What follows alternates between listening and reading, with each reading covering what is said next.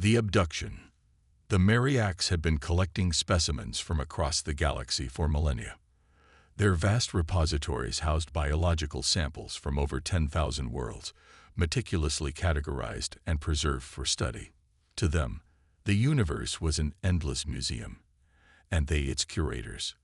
Their elongated bodies, covered in iridescent scales that shifted colors with their moods, were perfectly evolved for their self-appointed task: to document and preserve all forms of life. They had never encountered significant resistance before. Most species they sampled were pre-spaceflight, unable to detect their advanced cloaking technology, much less retaliate against it. The Mariacs' Council of Elders considered their work a noble scientific pursuit, ensuring biological diversity would be preserved even as worlds evolved or declined. Their collection facilities were hidden in the spaces between stars, shielded from detection by technology perfected over thousands of years. Krilzex, chief collector of Sector 7, had received commendation for identifying Earth as a particularly rich biosphere. Initial remote scans had revealed a planet teeming with diverse life forms, including a dominant bipedal species that seemed to have achieved moderate technological advancement. These humans show remarkable adaptability, Krilzex noted in his collection proposal. Their young develop cognitive functions at an accelerated rate compared to most sentient species. They would make excellent additions to our developmental studies wing.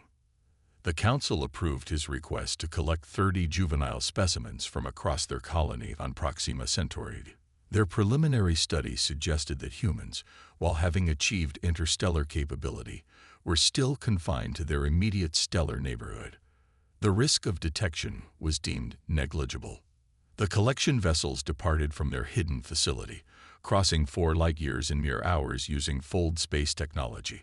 They arrived in the Proxima Centauri system undetected, their ships invisible to human sensors. New Haven Colony had been established on Proxima Centauri nearly 50 years earlier. It was humanity's first extrasolar settlement, home to 12,000 colonists who had transformed a section of the tidally locked planet into a habitable zone. Children played in the carefully maintained parks of the colony's central dome, their parents nearby, unaware of the invisible observers cataloging their movements. The abduction occurred during the colony's night cycle. 30 children between the ages of 4 and 10 were selected from different residential sectors, targeted for their genetic diversity. The Mariacs collection teams used localized stasis fields to ensure the children would not wake during transport. Parents would find empty beds in the morning, with no signs of forced entry or struggle. Colony Director Elena Chen was awakened at 300 hours by her security chief. "Ma'am, we have a situation. Multiple reports of missing children coming in simultaneously from all sectors." Chen's blood ran cold. "How many?" 30 confirmed so far. No signs of break-ins.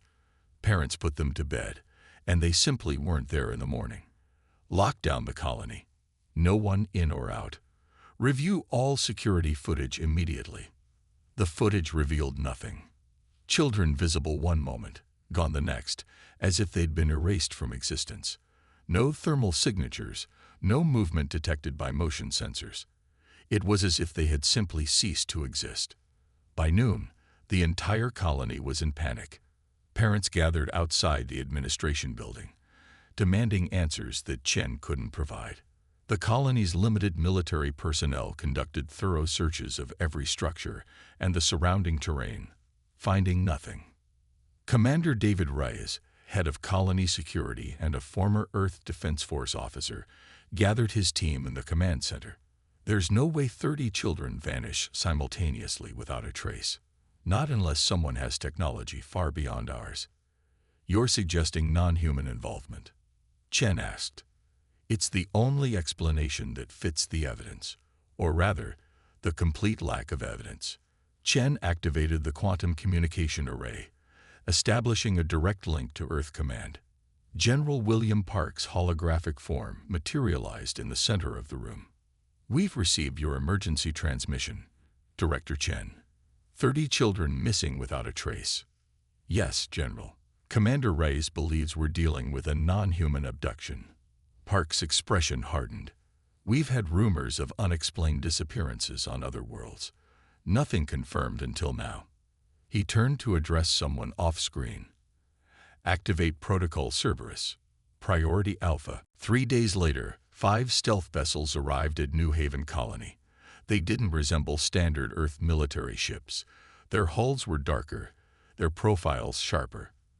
They landed without announcement, and their hatches opened to reveal soldiers in advanced combat suits. The lead figure removed her helmet, revealing the stern face of Colonel Sofia Valdez. Director Chen, I'm the operational commander of Cerberus Division. We hunt those who hunt humans. Within hours, Cerberus Division had established a command center. Their equipment was unlike anything the colonists had seen before.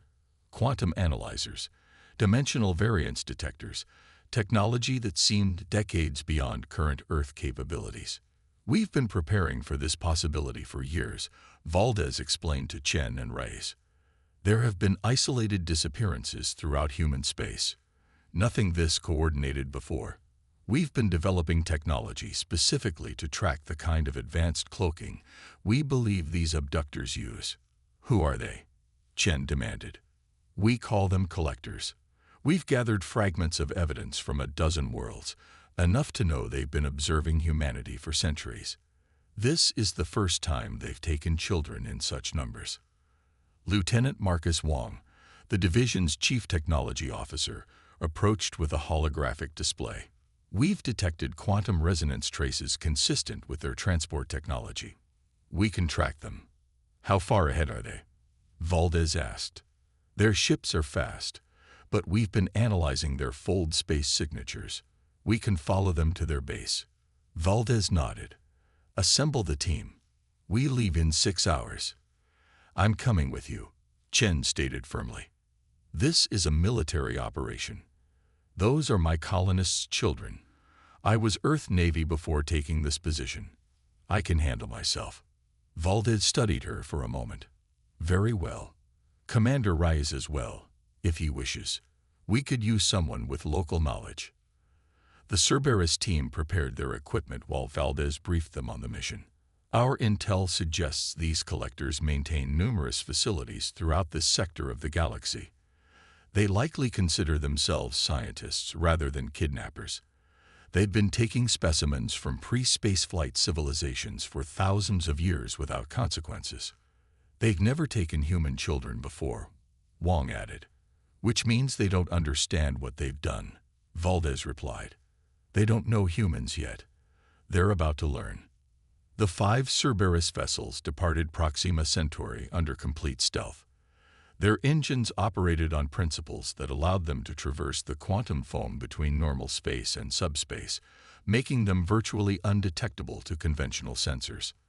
The trace leads to a star system approximately 20 light-years from here, Wong reported. It's a binary system with no planets, just an asteroid field. Perfect hiding place. That's where they've taken our children, Chen asked, studying the holographic display. The quantum trace is unmistakable. Their base is there. Valdez gathered the team for final briefing. 30 operators, each specializing in different aspects of infiltration, combat, and extraction, listened intently. These collectors have technology that exceeds ours in many ways, she began. But they've never faced determined human opposition before. They consider themselves scientists, not warriors. They'll be unprepared for what we bring. She displayed holographic images of the presumed collector physiognomy, based on fragmentary evidence gathered over years. They appear to be reptilian humanoids with significant cybernetic augmentation. Their society appears to be hierarchical, with elders making decisions and collectors carrying them out. Our priority is recovering the children, she continued. Secondary objective is gathering intelligence on their technology and operations. We need to know how many other species they're doing this to and how to stop them permanently. Chen spoke up.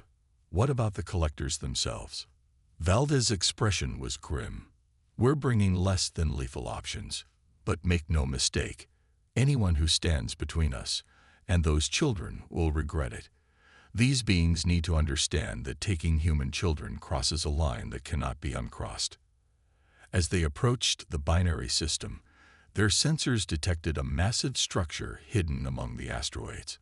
It was a sprawling facility, parts of it seemingly phased partially out of normal space, explaining how it had remained undetected for so long. "Impressive," Wong murmured. "Their phase-shifting technology is centuries beyond what we thought possible." "Can we penetrate it?" Valdez asked. "Yes. Their defenses are designed to hide, not to repel. They've never needed to fight." "They do now," Rice said quietly. As they prepared for infiltration, Chen approached Valdez. "You've been hunting these collectors for years. Why didn't Earth government make this public? Would you want to tell humanity that something unknown might be taking people? Before we knew who or what we were dealing with." Valdez checked her weapons. "Besides, until now, we only had theories and fragments. You've given us our first solid target." The Cerberus vessels approached the facility using complementary phase-shifting technology, aligning their quantum signatures to match the facility's dimensional variants. They docked undetected at multiple points around the structure. "Remember," Valdez told her team as they prepared to breach, "these beings have never faced humans who knew they existed. They think they're invisible, untouchable. Let's educate them." The breach was executed simultaneously at 5 entry points. Cerberus operatives moved through the facility's corridors like ghosts, their armor's adaptive camouflage rendering them nearly invisible. Chen stayed close to Valdez as they penetrated deeper into the structure. The interior was vast, with chambers containing specimens from what appeared to be hundreds of different worlds. Some were preserved in stasis fields, others in environments mimicking their natural habitats. They encountered the first collector near a central processing hub, the tall reptilian being froze in shock at the sight of armed humans inside their supposedly impenetrable facility. Before it could react, a Cerberus operative disabled it with a targeted electromagnetic pulse. "They rely heavily on their cybernetic implants," Wong observed, scanning the immobilized creature. "Disrupt those, and they're significantly handicapped." Alarms began to sound throughout the facility, not blaring klaxons as humans would use, but rather a series of pulsing lights and subsonic vibrations that human bodies could feel but barely hear. "They know we're here," Valdez said. "Move faster. Find the children." As they approached what appeared to be the central collection area, they encountered more resistance. Collectors appeared in the corridors, wielding energy weapons that pulsed with blue light. The first shots dissipated harmlessly against the Cerberus team's adaptive shields. "Their weapons are designed to subdue, not kill," Wong reported, consistent with their collector mentality. "Our turn," Valdez replied, as her team returned fire with weapons specifically calibrated to disrupt the collector's cybernetic systems. The first direct confrontation between humans and collectors was decidedly one-sided. The aliens fell back in confusion, unprepared for organized resistance that could counter their technology. A large collector, its scales shimmering with patterns that suggested higher rank, approached with raised appendages. "Communication attempt," Wong reported. "I'm picking up translation protocols activating in their systems. We are Mariacs." The creature's voice emerged as a synthesized approximation of human speech. "You trespass in the repository of knowledge. Depart immediately." Valdez stepped forward. "You took our children. We've come to take them back." The collector's head tilted in what might have been confusion. "We collected developmental specimens for study, as we have from thousands of worlds. This is the purpose of Mariacs. Those specimens are our children," Chen said, stepping beside Valdez. "Return them immediately." "Interesting," the Mariacs responded.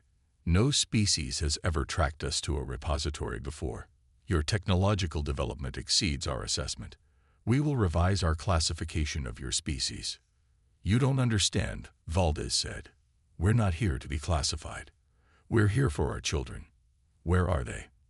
The Mariacs gestured to a corridor.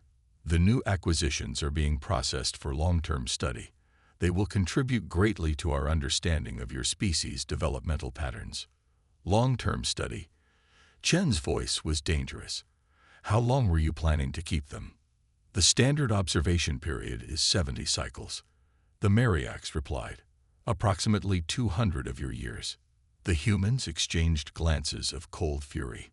Take us to them, Valdez ordered. Now. The Mariacs seemed to recognize something in their stance, in their unwavering focus. Perhaps it was the first time in their long history of collection that they sensed they might have made a miscalculation. Follow, it said simply, leading them deeper into the facility. The hunt. The corridors of the Mariacs' facility seemed to shift and bend as they walked, the architecture itself phasing partially in and out of normal space. The walls gleamed with a metallic sheen that absorbed light rather than reflecting it. Strange symbols pulsed with internal luminescence, presumably a form of written language or monitoring system. Your facility exists partially outside conventional spacetime, Wong observed, his sensors analyzing the dimensional fluctuations. Impressive engineering. The repositories must remain hidden. The Mariacs replied. Many species would not understand our sacred mission of preservation and documentation. You mean they'd object to having their children stolen? Chen said coldly. The Mariacs' scales shifted to a deeper blue. We collect only the number needed for proper statistical sampling. We do not steal. We preserve knowledge that would otherwise be lost. Knowledge of what? Valdez asked. Of everything. The developmental patterns of sentient species, the cognitive emergence of intelligence, the variations in neural architecture across the galaxy. This knowledge transcends the importance of individual specimens. They passed chambers containing what appeared to be young of various species, some recognizably humanoid, others utterly alien. Each environment was meticulously crafted to mimic their natural habitat. In one chamber, small reptilian creatures climbed crystalline formations. In another, tentacled beings swam through a viscous liquid that glowed with bioluminescent particles. How many species have you collected from? Rise asked, his hand never straying far from his weapon. The repositories contained specimens from 12,473 worlds. The Mariacs said with evident pride, some now extinct in their native environments. Without us, their genetic lineage would be lost forever. They arrived at a massive circular chamber with dozens of smaller environments arranged around a central monitoring station. And there, in several of the environments designed to look like Earth settings, were the missing children from New Haven Colony. Some played in what appeared to be a replica of a colony park. Others sat in classroom-like settings, interacting with holographic interfaces. All appeared physically unharmed, though they moved with the slightly unnatural precision of those under subtle psychic influence. The specimens are maintained in optimal condition. The Mariacs explained. Their developmental patterns are recorded and analyzed continuously. They experience no distress. Chen rushed to the transparent barrier separating them from the nearest environment, where a young girl of about 6 was drawing pictures. Emma, she called. The child didn't respond, continuing her drawing as if she hadn't heard. They cannot perceive stimuli from outside their environments. The Mariacs said. It would contaminate the observational data. Valdez stepped forward, her expression dangerous. Disable whatever barriers or influences you're using. Now, that would disrupt the collection protocols. I don't think you understand the situation, Valdez interrupted. This isn't a negotiation. Either you release these children immediately, or we'll dismantle this entire facility and take them anyway. For the first time, the Mariacs showed signs of alarm, its scales shifting to a vibrant orange. That would be catastrophic. The repository contains specimens requiring specific environmental conditions. Many would not survive a sudden transfer. Then I suggest you start the release process immediately, Valdez replied, beginning with the human children. The Mariacs hesitated, then moved to the central control station. Its elongated fingers manipulated symbols in the air. I must consult with the Elder Council. This is unprecedented. Make it quick, Rice said, checking his tactical display. "The rest of our team has secured the facility's main systems. We can override your controls if necessary." The Mariax's scales pulsed with rapid color changes. A holographic projection appeared above the control station, showing a circle of older Mariax, their scales dull with age, but intricately patterned. Chief Collector Krillzex, one of the elders, spoke, explained this security breach. "Honored elders, representatives of the human species have tracked our collection vessel and penetrated the repository defenses. They demand the return of their juvenile specimens." The elder's scales rippled with what might have been surprise or consternation. "Impossible. No species has ever detected our collection operations, much less followed them across interstellar distances." Valdez stepped into view of the projection. "And yet, here we are. I am Colonel Sophia Valdez of Earth's Cerberus Division. You have taken children from our colony. We want them back." "Fascinating." An elder with particularly elaborate scale patterns leaned forward. "Your species has developed faster than our models predicted. We would be interested in studying how." "You're not understanding me," Valdez interrupted. "We're not here for scientific exchange. You kidnapped our children. Return them immediately, or face the consequences." "Kidnapped?" The elder seemed genuinely confused. "We have collected specimens from thousands of worlds for millennia. This is the sacred duty of the Mariax, to preserve the biological and cognitive diversity of the galaxy." "Those specimens are sentient beings with families," Chen interjected. "Families who are devastated by their loss. Most species form attachment bonds to their young," the elder acknowledged. "But these attachments are temporary developmental phases. Our studies show that parental units typically reduce emotional investment as juveniles mature." "That's not how it works with humans," Rice said. "We never stop caring for our children, and we will cross galaxies to find them if they're taken from us." The Council of Elders conferred among themselves, their scales shifting through patterns too complex for the humans to interpret. Finally, the central figure addressed them again. "In 9,000 years of collection, no species has ever tracked us to a repository.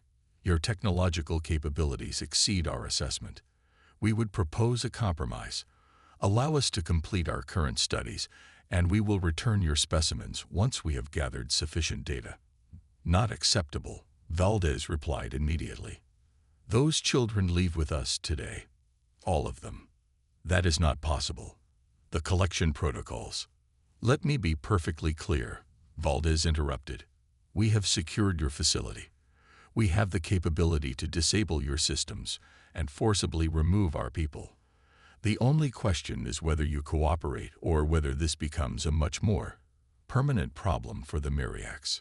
To emphasize her point, Wong forwarded tactical data to the holographic display, showing the positions of Cerberus operatives throughout the facility, including those who had secured the central power core. The Elder Council fell silent, their scales now a uniform gray. Finally, the Central Elder spoke again. "You would threaten the repository. Thousands of years of irreplaceable knowledge. You should have thought of that before taking our children," Chen replied. "Every moment they remain in your collection is another moment we consider hostile action against humanity." The standoff lasted several tense seconds before the lead elder gave a signal, released the human specimens to their parental representatives. Chief Collector Krillzex, execute the release protocols. The Mariax at the control station began manipulating the interface. Gradually, the barriers around the environments containing human children became transparent, then disappeared altogether. The children blinked, looking around in confusion as the subtle influence over their minds lifted. Emma, the girl Chen had called to earlier, suddenly noticed the adult standing at the edge of what she had perceived as a normal playroom. "Director Chen," she said uncertainly. Chen rushed forward, kneeling beside the girl. "Yes, Emma. We've come to take you home." Similar scenes played out as the other children recognized the human adults. Some cried, others asked confused questions about where they were and what had happened. Cerberus medics moved among them, checking vitals and reassuring them. As the children were being prepared for transport, Valdez turned back to the Elder Council, still watching through their holographic projection. "This situation requires more than just the return of our children," she said firmly. "Humanity requires assurances that the Mariax will cease all collection activities targeting any human world." "You cannot dictate terms to the Mariax," an elder protested. "Our collection mission spans millennia and galaxies. Your mission ends where it intersects with humanity," Valdez replied. "Otherwise, this will not be our last visit to a Mariax facility." Wong stepped forward, holding a data device. "We've analyzed your collection records. You have specimens from 17 different sentient, spacefaring species in this facility alone. How many of them know you've been taking their young?" The question hung in the air, unanswered but significant. "Here's what's going to happen," Valdez continued. "We're leaving with our children. We're also taking detailed scans of your technology and comprehensive data on your collection operations. If you ever approach a human world again, we'll not only find you, we'll share everything we know with those other 17 species." The elder's scales shifted to a deep purple that hadn't appeared before. "You would incite interstellar conflict. You started this conflict when you decided other species' children were yours to take," Chen replied. "We're simply ensuring you understand the consequences." The lead elder made a gesture that might have been resignation. "The Mariax Council acknowledges your terms.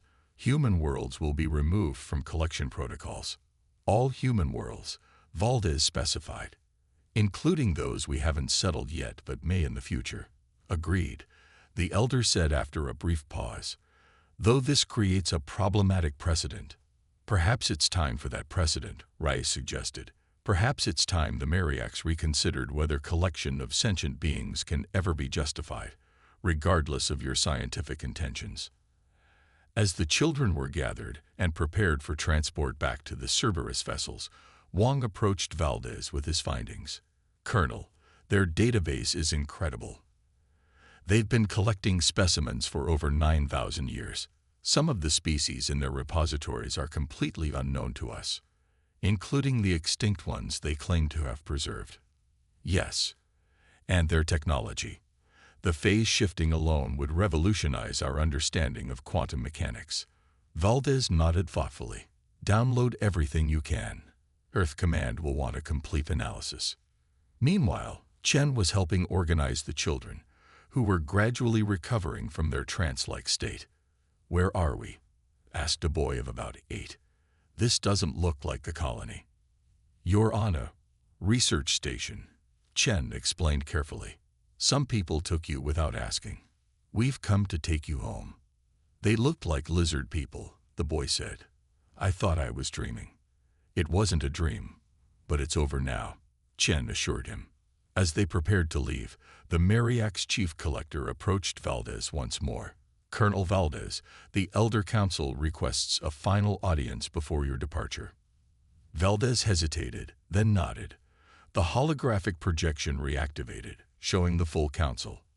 "We have reviewed our initial assessment of human capabilities," the lead elder began. "It is clear we severely underestimated your species' technological advancement, determination, and particularly your attachment to specific juvenile specimens rather than simply to your genetic continuity." "Children," Valdez corrected. "They're children, not specimens." "Yes, children," the elder said, as if testing the word. "We have existed as collectors of knowledge for so long that perhaps we have forgotten what it means to truly understand the species we study. Your actions have given us cause for reflection." "Good," Valdez replied. "Perhaps you should reflect on how many other species might react as we have, if they knew what you've been doing. You suggested earlier that our collection practices should be reconsidered." Another elder spoke up. "Would your species be willing to engage in diplomatic dialogue on this matter? Perhaps there are methods of knowledge exchange that do not require specimen collection." Valdez exchanged glances with Chen and Reyes. "That would be a matter for Earth's diplomatic courts to consider. I'm just here for our children." "Nevertheless," the lead elder said, "we would propose an exchange of knowledge rather than conflict." The Mariacs possess scientific understanding that could benefit humanity, just as your unique perspective could inform our studies. I'll relay your proposal to my superiors, Valdez said neutrally. But understand this. Any future relationship between our species begins with respect for our boundaries. No more collections. No more taking children from any human world. It shall be as you say, the elder agreed. We will await formal diplomatic contact. As they left the facility, the children safely aboard their vessels, Wong continued analyzing the data they'd extracted. This is going to change everything, Colonel. Their archives contain information about dozens of advanced civilizations we never knew existed. Some of them might still be out there. And all of them might have a similar grievance against the Mariacs. Valdez noted. We may have just opened a very complicated chapter in galactic diplomacy. The journey back to Proxima Centauri was considerably less tense than their outbound mission. The children, once cleared by medical, quickly adapted to their rescuers. Many were too young to fully comprehend what had happened, believing they had simply been on an unusual field trip. As they approached New Haven Colony, Valdez joined Chen on the bridge. What do you think Earth Command will do with this information? Chen asked. Hard to say. The scientific knowledge alone is invaluable. But the ethical implications of how it was obtained. Valdez shook her head. And then there's the question of whether we should contact these other species the Mariacs have been collecting from. We should, Chen said firmly. No one should have their children taken, regardless of species. Agreed. But it needs to be handled carefully. Some of these civilizations might have very different reactions than ours. Some might have the technological capability to do more than just infiltrate a repository. As they entered orbit around Proxima Centauri, they could see the lights of New Haven Colony below. News of their return had spread, and thousands of colonists had gathered at the landing area, waiting anxiously for reunion with their children. One thing's for certain, Rice said, joining them at the viewport. The galaxy just became a much more complicated place. It was always complicated, Valdez replied. We just didn't know it yet. The ships descended toward the colony, carrying children back to their families and information that would forever change humanity's understanding of their place in the universe. The Mariacs had collected specimens from across the galaxy for millennia without consequence, until they took human children. Until they learned that some bonds transcend space itself, that some lines cannot be crossed without awakening something ancient and implacable in the human spirit. The absolute determination to protect their young, no matter the distance, no matter the odds. As Emma ran into her parents' arms on the landing field of New Haven Colony, as similar scenes of reunion played out around them, Chen looked up at the stars visible through the colony's transparent dome. How many other parents on how many other worlds were still waiting, not even knowing why their children had vanished? How many had given up hope, believing their young lost forever? This isn't over, she said quietly to Valdez. Is it? No, Valdez replied, watching the joyful reunions with a mixture of satisfaction and determination. This is just the beginning. 3 months later, representatives from Earth met with the Mariacs Elder Council on a neutral space station constructed specifically for the encounter. They were not alone. Delegates from 5 other spacefaring species, all of whom had lost children to Mariac's collection, joined them, having been contacted through information provided by humanity. The galaxy was changing. Ancient practices were being questioned. New alliances were forming. And throughout known space, a message spread. The children of sentient beings were no longer unprotected. Take them at your peril, for their parents will cross the stars themselves to bring them home.